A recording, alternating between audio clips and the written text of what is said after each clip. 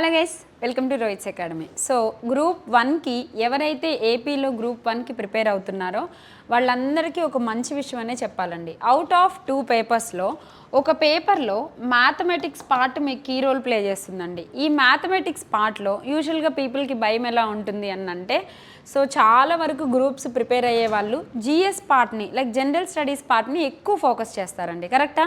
కానీ మీరు జిఎస్ పార్ట్తో పాటు ఏదైతే మ్యాథమెటిక్స్ పార్ట్ మీ సిలబస్లో అవైలబుల్గా ఉందో మీరు దాన్ని కూడా కవర్ చేయగలిగితే, ఎందుకు చెప్తున్నానంటే అవుట్ ఆఫ్ 120 పేపర్లో మీకు మ్యాథమెటిక్స్ పార్ట్ అవుట్ ఆఫ్ 120లో 60 మార్క్స్ ఓన్లీ మీరు మ్యాథమెటిక్స్ నుంచి గెయిన్ చేయొచ్చండి. అది రీజనింగ్ అవ్వచ్చు, arithmetic, same time pure maths.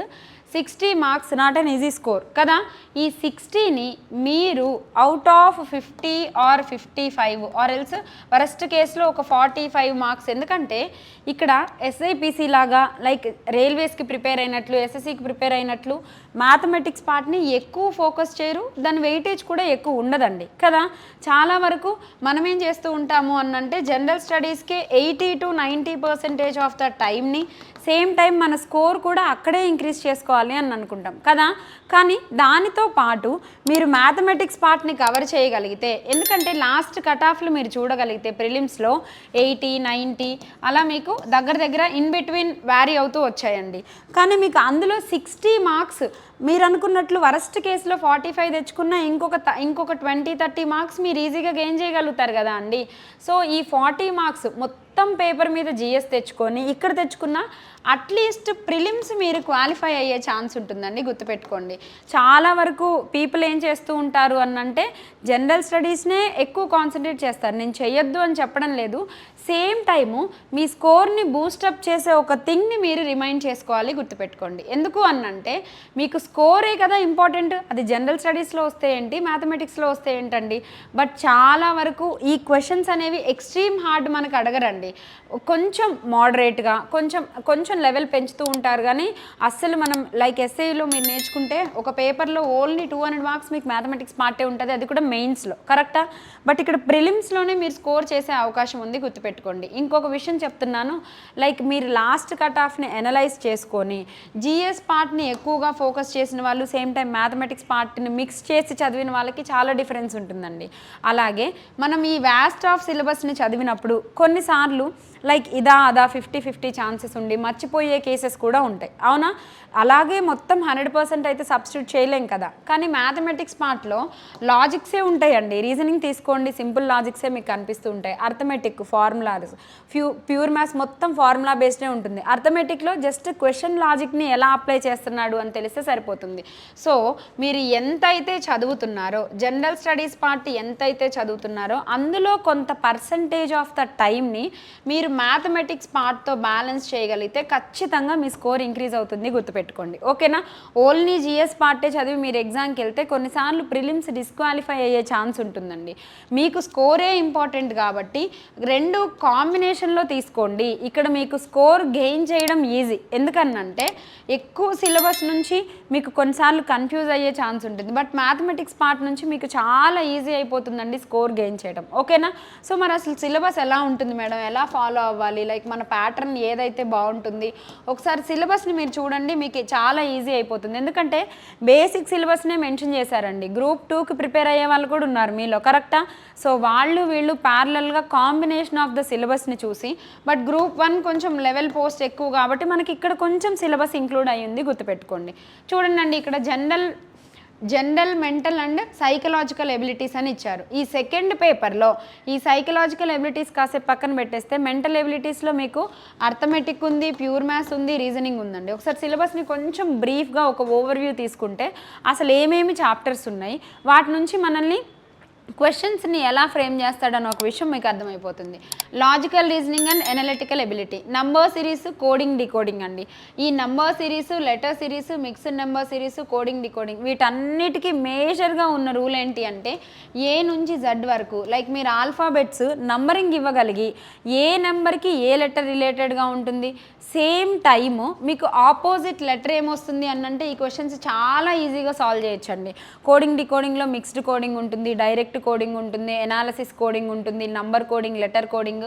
Same time number series, letter సిరీస్లో కూడా కొంచెం మీకు ఎక్కడ ట్రిక్ చేస్తారు అంటే రాంగ్ నెంబర్ సిరీస్ దగ్గర, లైక్ రాంగ్ నెంబర్ సిరీస్లో మీకు నంబర్స్ రిలేటెడ్ ఇచ్చినా, లెటర్స్ రిలేటెడ్ ఇచ్చినా కొంచెం జాగ్రత్త చూసుకోవాల్సి ఉంటుందండి. సేమ్ అలాగే problems related to the relations, ఇది బ్లడ్ రిలేషన్స్ అండి. డైరెక్ట్గా మనకు బ్లడ్ రిలేషన్స్ అని చెప్పకుండా ఈ బ్లడ్ రిలేషన్స్ని రిలేటెడ్ టు ద రిలేషన్స్ అని చెప్తున్నారు. ఇందులో కూడా అంతేనండి. బ్లడ్ రిలేషన్లో ఈ మధ్య రెగ్యులర్గా అడుగుతున్న మోడల్ ఏంటంటే సింబల్స్ని యూజ్ చేస్తున్నారండి. @ Dollar and percentage plus minus some kind of సింబల్స్ని యూజ్ చేసి ఆ సింబల్కున్న రిలేషన్ ఏంటో చెప్తున్నారండి. రెగ్యులర్గా అడుగుతున్నారు. లైక్ మీరు లాస్ట్ పేపర్స్ని ఎనాలిసిస్ చేయగలిగితే ఇలాంటి మనకి క్వశ్చన్స్ అడుగుతున్నారు. అలాగే కనెక్షన్ ఆఫ్ క్వశ్చన్స్ ఉంటాయండి, ఫాదర్ ఆఫ్, మదర్ ఆఫ్, అలా. ఇంకొకటి జనరేషన్స్ ఉంటాయండి. ఈ జనరేషన్లో మన అప్పర్ జనరేషనా, మన జనరేషనా, మన లోవర్ జనరేషనా చూసుకోవాలి. ఆ చార్ట్ని మీరు రాయగలిగితే కొన్నిసార్లు సీటింగ్ అరేంజ్మెంట్లోనే ఫ్యామిలీ రిలేషన్స్ ఇస్తారండి. సమ్ కైండ్ ఆఫ్ 3 కపుల్స్ ఉన్నారు ఫ్యామిలీలో, 4 మెంబర్స్ మేల్స్ ఉన్నారు, నో సింగిల్ పేరెంట్ ఉన్నారు, ఇలాంటి ఒక ఇన్ఫర్మేషన్ ఇచ్చి వాళ్ళని ప్లేస్ చేస్తూ అడుగుతారండి. ఇది కొంచెం మీరు ఈజీగా ఉంటుంది, సేమ్ టైం చాలా ఇంపార్టెంట్ టాపిక్ అని చెప్పొచ్చు. And then shapes and their subsections, Venn diagrams అండి. Very very very important. యాప్లో నేను లైక్ క్లాస్ చెప్పినప్పుడు ఏ షేప్ ఎలా ఉంటుంది, ఆ షేప్కి సంబంధించిన లాజిక్స్ ఎలా ఉంటాయి, ఆ షేప్ని మనం గుర్తుపట్టగలిగి ఆ కాంబినేషన్ ఆఫ్ సెట్లో మీరు విడివిడిగా నేర్చుకున్న దాన్ని మెర్జ్ చేయడం తెలిస్తే సరిపోతుందండి. అలాగే వెన్ డయాగ్రామ్స్ కావాలంటే మీరు యాప్లో ఎవరైనా పర్చేస్ చేసే వాళ్ళు చూడొచ్చు. Only for the AP people, mental ability APPSC group 1 prelims by Mamata madam అని ఉంటుంది. మీకు చాలా తక్కువ ప్రైస్తో, లైక్ ఫెస్టివల్ ఆఫర్గా అవ్వచ్చు, మీకు చాలా తక్కువ ప్రైస్తో మేము లాంచ్ చేస్తున్నాము. మీరు ఇక్కడ ఫుల్ కోర్సు మీకు what ever the syllabus they have included in exam, ఆ ఫుల్ డీటెయిల్స్తో మనం ఎక్స్ప్లెయిన్ చేయడం జరిగింది. సో ప్రతి టాపిక్ని మీరు నేర్చుకునేటప్పుడు దాని స్టార్టింగ్ లైక్ బేసిక్ స్టూడెంట్ ఎలా ఉంటారు, ఇంకోటి ఏంటంటే ఈ జిఎస్ పార్ట్ ఎక్కువగా ఉండడం వల్ల మ్యాథమెటిక్స్ని నెగ్లెక్ట్ చేసే వాళ్ళు ఎక్కువ ఉంటారండి. మీరు అలా చేయకూడదు. ఎందుకు అనంటే మనకి score important, same time qualification important. కరెక్టా అండి? ఇప్పుడు మనం క్వాలిఫై అవ్వాలి అనంటే అక్కడ ఎక్కువగా టైం స్పెండ్ చేసి కొన్నిసార్లు లాస్ చేసుకోవడం కన్నా ఈ సింపుల్ ట్రిక్స్ మీకు తెలిస్తే, ఈ చిన్న లాజిక్ అయ్యో నాకు తెలుసుంటే బాగుండేది అనే రిగ్రెషన్ మీకు ఎగ్జామ్ అయిపోయాక ఉండకూడదండి. ఓకేనా? సో మళ్ళీ ఇక్కడ చూడండి, problems based on clocks and calendars, ages. ఈ 3 ఒక సెట్ అండి. Clocks, calendars, ages. Clocks, calendars, ages ఇక్కడ చూడొచ్చు. సో క్లాక్స్ మీకు ఏ డిగ్రీ దగ్గర వ్యారీ అవుతుంది, ఎప్పుడు ఇంక్లైన్ అవుతుంది, ఎప్పుడు ఆపోజిట్ డైరెక్షన్లో ఉంటుంది, ఏ టైం దగ్గర మిమ్మల్ని అడుగుతారు. సేమ్ టైం క్యాలెండర్స్ వచ్చేటప్పటికి నెంబర్ ఆఫ్ ఆడ్ డేస్ కానీ, లీప్ ఇయర్స్ కానీ ఇవి కీ రోల్ ప్లే చేస్తాయండి. సేమ్ కైండ్ ఆఫ్ క్యాలెండర్ ఎప్పుడు వస్తుంది, అది ప్రీవియస్లో అయితే ఎలా ఉంటుంది, పాస్ట్లో అయితే ఎలా ఉంటుంది. ఏజెస్ కూడా అంతేనండి. ఏజ్ని చెప్తున్నప్పుడు మీరు ఫ్యూచర్కి వెళ్ళగలిగినా, పాస్ట్కి వెళ్ళగలిగినా, రేషియో రిలేషన్స్, ఒక ఫ్యామిలీలో ఫాదరు డాటరు లేదా father son, married couple, unmarried couple ఇచ్చి మ్యారేజ్ అప్పుడు ఏజ్ ఎంత ఉంది. సో చాలా ఈజీ టాపిక్ అని చెప్పొచ్చు. One of the most important topic. అర్థమెటిక్లో కూడా మనం చేయొచ్చు. ఇదంతా మీకు రీజనింగ్ పార్ట్ అండి. ఇప్పటి వరకు మీరు చూసిందంతా రీజనింగ్ పార్ట్. ఇక్కడ మీరు కొంచెం కిందకి రాగలిగితే number system, order of magnitude, ratio proportions, same అలాగే ఇదంతా ఒక సెట్ అండి. Number system, order of magnitude, ratio proportions and variations. ఈ నంబర్ సిస్టంలో చాలా రకాల టాపిక్స్ ఉంటాయి. లైక్ ఎల్సిఎం, హెచ్సిఎఫ్ అవ్వచ్చు, పవర్స్ అవ్వచ్చు, మ్యాగ్నిట్యూడ్స్ అవ్వచ్చు, same time cubes, squares, unit place, ఇలా మిక్స్డ్ టాపిక్స్ ఉంటూ ఉంటాయండి నంబర్ సిస్టంలో. సో ఈ నంబర్ సిస్టమ్ని మీరు నేర్చుకోగలిగితే క్యాలిక్యులేషన్స్ చాలా ఫాస్ట్గా చేయగలుగుతారండి. సింప్లిఫికేషన్ కూడా అందులోనే ఇంక్లూడ్ అయి ఉంటుంది. Next ratio proportions. రేషియోస్ అనేది సపరేట్ టాపిక్గా మీరు చూడక్కర్లేదండి. ఎందుకంటే మీరు ఏ టాపిక్ని చేస్తున్నా, ఇప్పుడే చెప్పాను ఏజెస్ గురించి, ఫ్యూచర్ గురించి ఇచ్చినా, పాస్ట్ గురించి ఇచ్చినా, ప్రజెంట్ గురించి ఇచ్చినా, ఏజ్ని ఇన్ టర్మ్స్ ఆఫ్ రేషియోలో, అది ఫాదర్తో మదర్తో ఏ అండ్ బి అనొచ్చు, ఎనీ 2 పర్సన్స్ అవ్వచ్చు, అలా ఏజ్ని వ్యారీ చేస్తూ ఇస్తారు. కాబట్టి ఆ పర్సంటేజెస్ని లైక్ ఆ రేషియోని ఎలా కన్వర్ట్ చేస్తున్నారో చూడండి. రేషియోస్ అనేది అర్థమెటిక్లో one of the most major topic అని చెప్పొచ్చు. ఆ ఒక్క టాపిక్తో మీరు అన్ని రకాల టాపిక్స్ని ఎలా వ్యారీ చేస్తున్నారు. లైక్ టైమ్ అండ్ వర్క్ తీసుకున్నారనుకోండి, టైమ్ అండ్ డిస్టెన్స్ తీసుకున్నారనుకోండి, ఇక్కడ టైంకి ఎఫిషియన్సీకి రేషియో డైరెక్ట్గా ఇన్వర్స్లీ ప్రపోర్షనల్ అని చేస్తాం. అలాగే టైమ్ అండ్ డిస్టెన్స్లో స్పీడ్కి టైంకి ఇన్వర్స్లీ ప్రపోర్షనల్. ఆ రేషియో ఒకటి తెలిస్తే ఇంకొకటి రాయడం, ఏ టాపిక్లో అయినా, పార్ట్నర్షిప్లో అయినా, ఎందులో అయినా రేషియోస్ అనేవి మీకు ఇంక్లూడ్ అయి ఉంటాయి. ప్రపోర్షన్స్ కొంచెం చిన్న టాపిక్, బేసిక్ 4 or 3 ఫార్ములాస్ ఉంటాయి. అవి వస్తే మనం డైరెక్ట్గా ఫార్ములా బేస్డ్ క్వశ్చన్సే అడుగుతారు. ఇందులో మీరు ఏం ఇబ్బంది పడక్కర్లేదండి. Next central tendency, mean, median, mode. ఇది మీకు స్టాటిస్టిక్స్లో వస్తుందండి. Mean, mode, median. విడివిడిగా చేస్తే mean is nothing but average అని అయిపోతుంది. అలాగే మీడియన్ ఆర్డర్లో రాసుకున్నప్పుడు లైక్ మీరు ఆరోహణ క్రమం, అవరోహణ క్రమం, ఇంక్రీజింగ్ డిక్రీజింగ్ ఆర్డర్లో రాసినప్పుడు మిడిల్ టర్మ్ ఏముంది, అది ఆడ్ సెట్ ఆఫ్ నంబర్స్ ఉంటే ఎలా ఉంటుంది, ఈవెన్ సెట్ ఆఫ్ నంబర్స్ ఉంటే ఎలా ఉంటుంది. సేమ్ టైం మోడ్ అండి, నెంబర్ ఆఫ్ రిపిటేషన్స్ ఎక్కువగా జరిగినప్పుడు. తర్వాత వీటి కాంబినేషన్ అడుగుతాడండి. మీను, మీడియన్, మోడ్ కాంబినేషన్ అడుగుతాడు. ఫ్రీక్వెన్సీ రిలేటెడ్ ప్రాబ్లమ్స్ అడుగుతాడు. సేమ్ అలాగే మీకు power, exponent, square, square root, cube, cube root, HCF, LCM ఇదంతా మీకు నెంబర్ సిస్టంలోనే కవర్ అవుతుంది. బట్ సపరేట్గా మీకు ఒక హెడ్డింగ్ ఇచ్చారు అంతే. దానివల్ల మీకు ఎక్కువ నెంబర్ ఆఫ్ టాపిక్స్ కనిపిస్తూ ఉంటాయి. ఇదంతా నెంబర్ సిస్టంలో ఒక టాపిక్గా మనం చెప్పొచ్చండి. Next percentages, simple compound interest, profit and loss. Percentages మీకు వచ్చింది అనంటే ఆ పర్సంటేజెస్ నుంచి కొంచెం ఎక్స్టెండ్ చేస్తే సింపుల్ ఇంట్రెస్ట్ అండి. ఇంకొంచెం ఆ లెవెల్ని డిఫికల్ట్ కొంచెం పెంచుకుంటూ వెళ్తే కాంపౌండ్ ఇంట్రెస్ట్. ఎందుకంటే సింపుల్ ఇంట్రెస్ట్, కాంపౌండ్ ఇంట్రెస్ట్ ఖచ్చితంగా స్టూడెంట్స్ వదిలేసే ఒక ఏరియా అండి. బట్ మీరు అలా చేయకూడదు.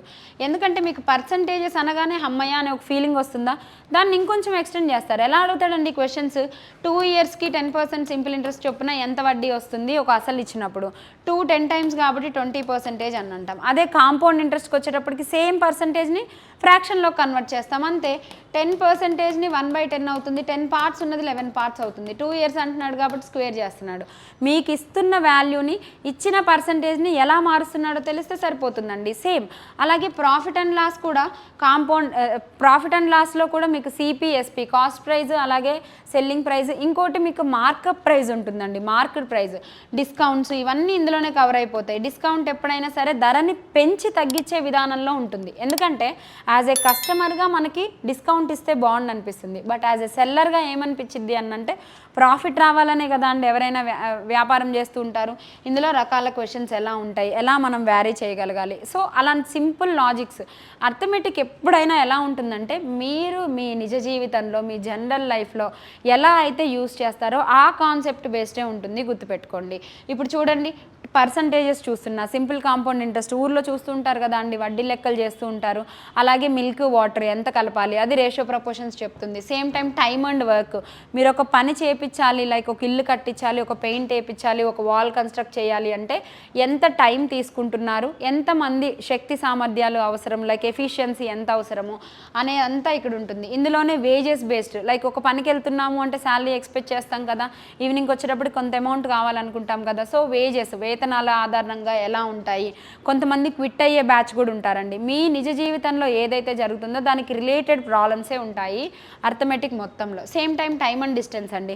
మీరు ఒక చోటకి వెళ్ళాలనుకుంటున్నారు, ఎంత స్పీడ్ని మెయింటైన్ చేస్తే ఎంత టైంలో రీచ్ అవ్వగలుగుతాం. లేట్ అవుతుందా, స్పీడ్ పెంచుతాం. అర్లీగా వెళ్తున్నామా, స్పీడ్ తగ్గిస్తాం. ఇప్పుడే అర్థమవుతుంది కదా, లేట్ అవుతుంది ఇట్స్ ఎ డిసడ్వాంటేజ్, అప్పుడేం చేస్తున్నాం, స్పీడ్ పెంచుతున్నాం. అర్లీగా వెళ్తున్నామా, స్పీడ్ తగ్గిస్తున్నాం. అంటే ఇది ఫాస్ట్ అవుతుంది, ఇది స్లో అవుతుంది, ఇది లేట్ అవుతుంది, ఇది ఫాస్ట్ అవుతుంది. రెండు ఇన్వర్స్లీ ప్రపోర్షనల్గా ఉంటాయండి.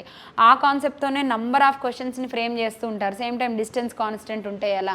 ఇదే టైమ్ అండ్ డిస్టెన్స్లో మీకు యావరేజ్ స్పీడ్ అనొచ్చు, రిలేటివ్ స్పీడ్ అనొచ్చు, same time up stream speed, down stream speed, ఇలా రకరకాల స్పీడ్స్ని ఆపోజిట్గా వస్తే ఎలా ఉంటుంది, సేమ్ డైరెక్షన్లో వెళ్తే ఎలా ఉంటుంది. ఈ బేసిక్ థింగ్స్ మీకు తెలిస్తే చాలా ఈజీగా ఉంటాయండి. Time and distance, time and work easy, కొంచెం లెవెల్ పెంచుతాడు, ఇంకా ఖచ్చితంగా మార్క్ ఎక్స్పెక్ట్ చేసే ఒక ఏరియా అని చెప్పొచ్చు. నెక్స్ట్ అండి స్పీడ్ అండ్ డిస్టెన్స్ అంతా సేమే, time and distance, speed and distance. Next area of the perimeter. ఇక్కడ వరకు మీకు అర్థమెటిక్ పార్ట్ వచ్చేసిందండి. సో రీజనింగ్ అయిపోయింది, అర్థమెటిక్ అయిపోయింది. అదే మీరు గ్రూప్ 2లో తీసుకున్నట్లయితే ఇక్కడతో మీకు సెట్ అయిపోతుందండి. బట్ గ్రూప్ 1లో ప్యూర్ మ్యాథ్స్ని కూడా ఇంక్లూడ్ చేశారు. మీరు ఇక్కడ చూడొచ్చు, area and perimeter of the simple geometrical shapes, volume and surface area of the spear, cone, cylinder, cubes, cuboid.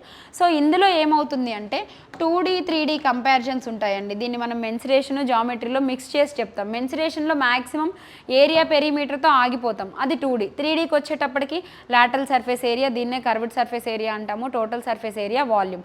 అదే జామెట్రీలోకి వచ్చేటప్పటికి చాలా రకాల షేప్స్ ఉంటాయండి. ఇందులోనే మీకు పాలిగాన్స్ ఉంటాయి, సర్కిల్స్ ఉంటాయి, ట్రయాంగిల్స్ ఉంటాయి, క్వాడ్రిలేటరల్స్ ఉంటాయి. Number of sides which means polygons మీకు ఎలా వ్యారీ అవుతున్నాయి, బేసిక్ ఫార్ములాస్, ప్రాపర్టీస్ తెలిస్తే సరిపోతుందండి. డైరెక్ట్ అప్లికేషన్సే. మీకు ఎంత యాంగిల్ ఉంటుంది, కొంచెం మీరు కిందకి వెళ్తే lines and angles, common general figures, properties of the transverse parallel lines, properties of the triangle, quadrilateral, parallelogram, ఇదంతా మీకు జామెట్రీలోనే కవర్ అయిపోతుందండి. సో ట్రయాంగిల్ 3 సైడ్స్ ఉంటాయి, క్వాడ్రిలేటరల్ ఇందులో చాలా రకాలు ఉంటాయి, స్క్వేర్ ఉండొచ్చు, రెక్టాంగిల్ ఉండొచ్చు, ప్యారలలోగ్రాము, ట్రెపీజియము, ఐసోస్లెస్ ట్రెపీజియము, సైక్లిక్ క్వాడ్రిలేటరల్. ఈ రెండు మిక్స్ చేసినప్పుడు మీకు అది మీకు లైక్ ఏదైతే అంతర్వృత్తము, పరివృత్తము చెప్పొచ్చండి. సర్ఫేస్, సర్కమ్ సర్కిల్, ఇన్ సర్కిల్ ఇలా డ్రా చేసినప్పుడు మీకు ఎలా మారుతాయి అనే ఒక విషయం ఫస్ట్ బేసిక్ ఐడియా తెచ్చుకోండి సబ్జెక్ట్ మీద. ఆ తర్వాత మిమ్మల్ని లోపలికి వెళ్ళిన తర్వాత ఇప్పుడు మీరైనా like history, geography, polity, economy, what ever the subjects ఏవైతే ఉన్నాయో మీకు కావాలి అంటే వెంటనే అయితే మనం మెమరైజ్ చేసుకోలేం కదా అండి. సిలబస్ చూస్తాము, సిలబస్ నుంచి మెల్లిమెల్లిగా అది ఏన్షియంట్ అవ్వచ్చు, మోడర్న్ అవ్వచ్చు, మెడివల్ అవ్వచ్చు, ఒక్కొక్కటి పార్ట్గా చూసి ఈ లింక్ని తీసుకెళ్ళి మళ్ళీ పాలిటీలో అప్లై చేస్తామండి. కరెక్టా? కొంచెం బేసిక్ ఐడియా ఉండుంటే ఇక్కడ బక్సార్ యుద్ధం జరిగింది, లైక్ ఏదైనా ఒక వార్ జరిగింది అంటే అక్కడ ఏం జరుగుతుంది, పాలిటీలో ఏ రూల్ వస్తుంది, 57 రివోల్ట్ జరుగుతుంది అంటే ఏ రూల్ పోయి ఏ రూల్ వస్తుంది, కంపెనీ రూల్. ఒక్కటి చదివి కొన్ని రోజులు అయిన తర్వాత మిక్స్ చేసి అనాలిసిస్ చేస్తాం. కరెక్టా అండి? మ్యాథమెటిక్స్ కూడా అంతే. జస్ట్ మీకు అది ఏ టాపిక్ ఎలా వ్యారీ అవుతుంది అని తెలిస్తే సరిపోతుంది. కొంచెం మీకు ఈజీగానే అడుగుతాడు, ఎందుకంటే కంప్లీట్ మ్యాథమెటిక్స్ కోర్ ఏరియా కాదు కాబట్టి. ఓకేనా? నెక్స్ట్ చూడండి అండి, introduction of the algebra, BODMAS, simplification, same time data interpretation, data analysis. ఇక్కడి వరకు మీకు ప్యూర్ మ్యాథ్స్ పార్ట్ ఇంక్లూడ్ చేశారండి. ఈ డేటా ఇంటర్ప్రిటేషన్, డేటా సఫిషియన్సీ, ఇందులో మీకు బార్ చార్టు, పై గ్రాఫు, లైక్ ఏదైనా లైన్ గ్రాఫు ఇలా వ్యారీ అవుతూ వస్తూ ఉంటుంది, సర్క్యులర్ గ్రాఫు. సో ఇట్లా మనకి ఒక్కొక్క టాపిక్ నుంచి ఏమేమి ఉంటాయి అనే ఒక చిన్న ఐడియా మీకు వచ్చినా మీరు ఈజీగా చేయగలుగుతారు. ఈ డీటెయిల్డ్ టాపిక్స్ అన్నీ నేను యాప్లో చాలా ఈజీగా లైక్ ఒక బేసిక్ స్టూడెంట్కి ఎందుకంటున్నాను అంటే మనకి ఆ ఫోబియా ఉంటుంది, మ్యాథ్స్ వరకు వెళ్ళడానికి మనకు కొంచెం భయం ఉంటుందండి. సో అదంతా మనం ఓవర్కమ్ చేసి వెరీ బేసిక్ నుంచి ఎక్స్ట్రీమ్ వరకు, హై ఎండ్ వరకు ఎలాంటి క్వశ్చన్స్ అడుగుతాడు అనేది మన యాప్లో చాలా డీటెయిల్గా చెప్తాం. సేమ్ టైం మనం యూట్యూబ్లో లైవ్స్ చేస్తూ వెళ్తున్నామండి. రెగ్యులర్గా అటెండ్ అవ్వండి, క్లాస్ని కంప్లీట్ చేయండి. ఇంకా ఏదైనా పర్చేస్ చేసేటప్పుడు డౌట్ ఉంటే మీరు ఒకసారి ఇన్స్టిట్యూట్కి కాల్ చేయండి, లైక్ ఏదైనా ఒక కమెంట్ చేయండి, they will respond your questions. ఓకేనా? సేమ్ అలాగే రెగ్యులర్ లైవ్స్ని మీరు అటెండ్ అవుతూ ఉండండి, మాక్ టెస్ట్ రాస్తూ ఉండండి. ఖచ్చితంగా ఒక స్కోర్ని బూస్టప్ చేసే ఏరియానే. నేను అందుకే స్టార్టింగ్లోనే చెప్పాను, ఒకవేళ తెలుసుంటే మార్క్ గెయిన్ చేసేవాడిని, ఈ టాపిక్లో ఇంత ఈజీ క్వశ్చన్ అడిగారా అలా ఒక ఫీలింగ్, ఆ రిగ్రెషన్ మీకు ఎగ్జామ్ అయిపోయిన తర్వాత ఉండకూడదండి. ఓకేనా? Done. So all the very best అండి. ఖచ్చితంగా మంచి ప్రిపరేషన్ని స్టార్ట్ చేయండి. Done. Thank you so much.